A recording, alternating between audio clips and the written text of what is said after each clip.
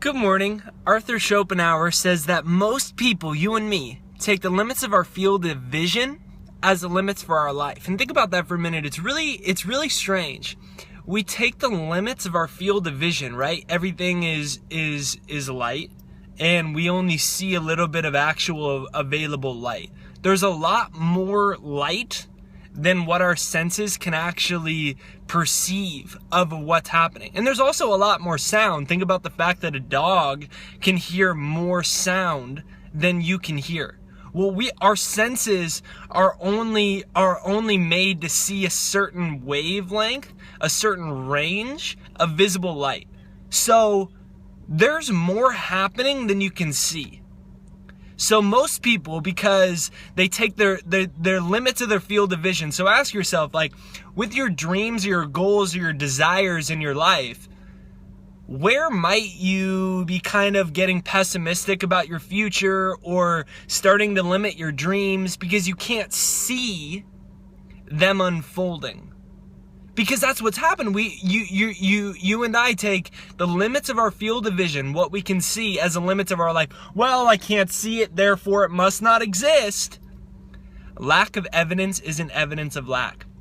Lack of evidence isn't evidence of lack. So just because you can't see it, it doesn't mean it's not happening. So just because you want that new soulmate in your life doesn't mean that it's not happening. They might need to move from Canada or from California or New York or Australia or China or Russia in order for you to meet them. And the same is so for your business partners or your new teachers or mentors or resources or the new friendships. Just because you can't see it, it hasn't happened yet, doesn't mean it isn't happening. And what happens is we become enslaved by the world. Because we're like, well, according to my eyes, this hasn't happened yet. According to my bank account, I'm broke. Well, just hold on a minute.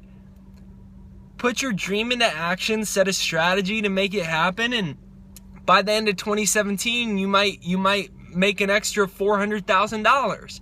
So hold on a second. Does your thinking control your bank account? Or does your bank account control your thinking? And most people, the bank account controls their thinking because the outside world, the limits of the outside world control their thinking. So there's not enough money in my bank account. That controls my thinking. That controls my outlook on life. And that's what we do for relationships. That's what we do for resources.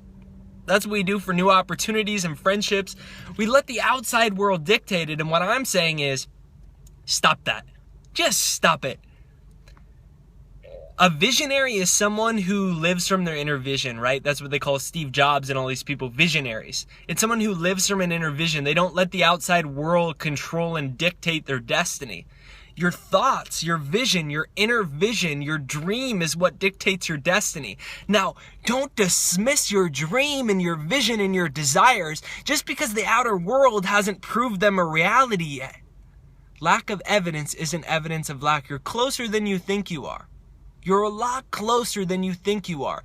Lack of evidence isn't evidence of lack. Believe in the good things coming. Affirm to yourself there are good things coming. That you live in an abundant world. That you live in a world where ideas and people can connect instantly just in a matter of today. You could walk outside. You could check your email and that thing you've been waiting for could happen. Lack of evidence isn't evidence of lack.